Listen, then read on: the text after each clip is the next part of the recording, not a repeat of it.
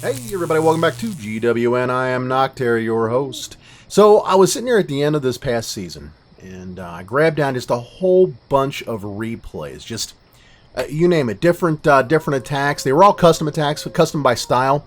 None of them were particularly of any strats, if you will. And I thought, this is how it's done. This just shows you the level of play between, say, 5,000 and 6,000, because these are all over in the 5,000s. From the higher end of, say, 57, 5,800 all the way down to, say, 5,000, 5,100. And what each of these players does is they analyze the base and figure out, what's gonna work best for me with this base. And in some cases, it's a strat that they used before or maybe even use regularly. And in other cases, it's something completely and totally off the wall. Like, for example, here's one with Mac. And you can see he's got pretty much the full pantheon of the ground attack here. I mean, we've got cannon carts, we've got bombers, we've got boxer giants, we've got rage barbarians, we've got sneaky archers. I mean, they're pretty much all represented there. This is your standard, substandard, ground-based attack.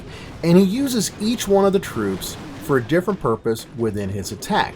Now, for example, giants are going to be your standard, substandard tanks. They're going to block the defenses so that the other troops can come up from behind in a protective space, while somebody like the archer is going to go in and pick things off using her cloaked ability to, stay out of harm's way the whole time. Rage barbarians, they go in and do the big rush thing. Bombers clear the walls to open up the base and create the anti-pathing, if you will. Cannon carts working their way up, doing mass destruction with each one of their blows.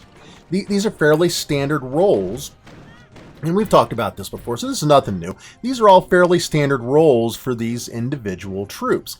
And I've got, I want to say maybe 5 attacks here, including one from Fid on his Master Debater account where he's doing another one of these archer attacks. And it's a predominantly archer attack, but it has other troops in it as well. Each of these troops, they perform this unique function within the army composition that enables the player to really sweep through the base. Now, sometimes, like I said, it's well, you had the whole kitchen set there in that last one with Mac, but here we've got Lame. And what he does is a fairly typical tank cannon cart attack, but he uses different tanks. So this is not P.E.K.K.A carts like you would normally see, even though there's 4 P.E.K.K.As, 4 camps of super P.E.K.K.As. Instead, he's got an additional camp of boxer giants. And between all these tanks, plus all the damage they can do, you've got, these cannon carts coming in from behind doing additional damage. The battle machine is coming in, and he's both doing damage as well as tanking. And I mean, we're going to keep these cannon carts alive for a good long time. And look at the way he distracts the giant cannon with this, right up until the point that the thing that's distracting him lines up with the battle machine. But nonetheless, that protects the battle machine.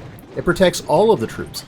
He's only got 1 army camp of cannon carts, and all 3 of them are still alive, and the attack is almost over with. I mean, this is a 3-star that happens in just over a minute. I want to say it was like a minute and 10 seconds or something like that. I didn't notice the timer. But you get the gist of it. He's able to go in and take what would normally be, a P.E.K.K.A card strategy and modifies it just a little bit to make it just that much better to work on this particular base. Now, here's one with Ben. Ben takes the first, 30 seconds of this replay, and I mean, he's flipping through all kinds of different troops, trying to figure out exactly what he wants to do, where he wants to go with this attack, and he ends up going with a combination of ground and air. You don't see that very often. So we've got, starting off right off the bat, sending in the battle machine, flanked by the cannon carts, and then we're going to see him clearing the outsides using, predominantly the baby dragons, because that's really what they're good for. They can tank a little bit, but really the tank for air is, end of discussion, it's a dropship. Nothing tanks for air like the dropship does. And as the cannon carts continue to do their damage, finally they get taken out of the attack, and so does the battle machine. But in the process, he managed to clear that left flank, and that's important to his attack because that allows him to bring in other troops to do more damage on, we'll call it interior defenses, interior structures, and he just kind of works his way in until finally the builder hall is just pretty much open. That's when he comes in with his beta minions. And you'll notice he spreads the beta minions out so that if any of them come under fire by, like, say, that roaster or maybe the air bombs, they've got enough of a spread, they're not all going to go down at once. And he holds on to a few, so that if something happens and they do go down, because let's face it, beta minions get a little wonky every once in a while, kind of do their own thing, he's got something else there that he can send in. And then, you just kind of use them to try to pick up a couple of extra percentage points at the very end, in this case by taking out that firecracker. You're not going to get anything more than that, but still, you walk away with a good, solid, a high percentage 2-star result. And that's the goal here. You want to get 70, 75, 80, 85, something in that general region. Now this one's a little long. It's almost 3 minutes for this attack, and this is fed using sneaky archers on a base. And the sneaky archer attack strategies, anything that really uses them as part of the army composition, where they're a primary factor, okay?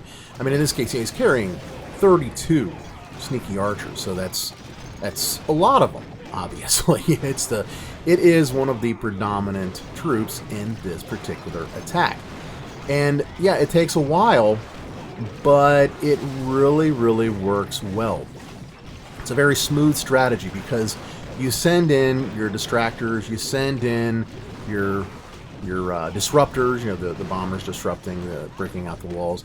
You send in your cannon cards to take down some of the bigger stuff.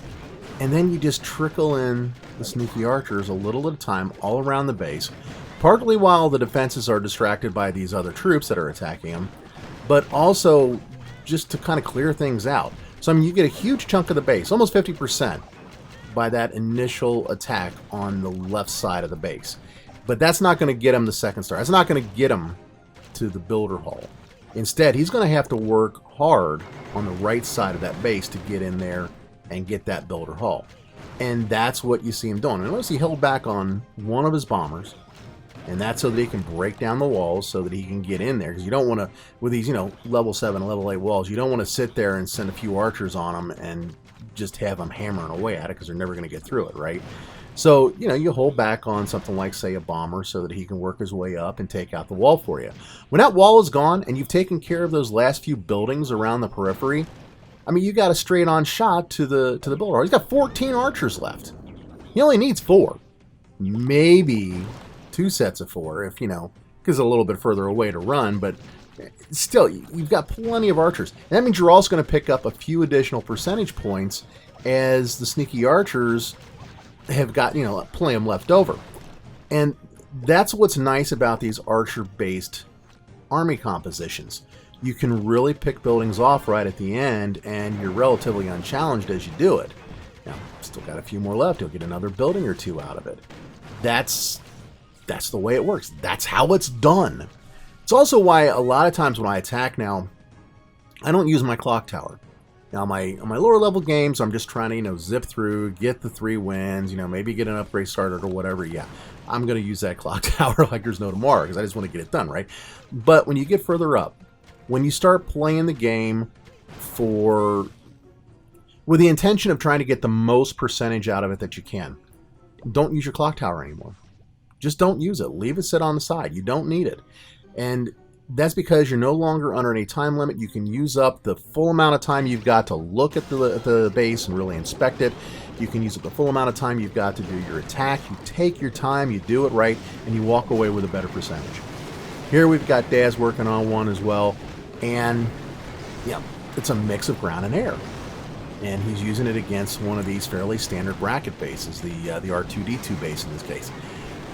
I cannot tell you how often I see this base or a version of this or a version of one of the bracket bases that I've put up before. It is a primary meta base. Lots and lots of people run it because it's a pain in the butt to attack. It really is. And, here we've got him. He comes in and he clears out the back half of the base, gets his, he gets the quote-unquote second star by getting the town, or the builder hall, but it's technically the first star in this case. And then he comes in with the baby dragons and the beta minions to pick up additional percentage points. Works like a charm. He's able to clear out a ton of additional space. Gets the second star, no doubt about that. And then I want to say this one finishes something like a 70 or a 72. Yeah, we'll see it in just a few seconds here. But totally customized. This is his attack strategy. It's a composition that he's used a number of times. It works out really well. You know, and again, with the structure off in the corner. Really, guys, there's no real reason to do that. It just doesn't bring you much. And I guess it might stop somebody from getting the full 3-star, but that doesn't really make it a big deal at the top levels of the game. Maybe at the lower levels of the game it makes sense, where there's a lot of 3-stars, like down in the 3000s. But yeah, here he ends up walking off with, you know, well over 70%, 77% 2-star. So like I said, I just wanted to share a few of those attacks with you. I thought you guys might enjoy them. Thanks a lot for sticking around at the end of the video. Be sure to hit the subscribe button if you're new, and hit that like, little bell there to let me know that, you know, let you guys know when I put up a new video. And please do go over to my Patreon page, patreon.com/Noctair. I'm out of here, and I will talk at you guys later with some more Clash of Clans and other video content. Take care. Bye-bye.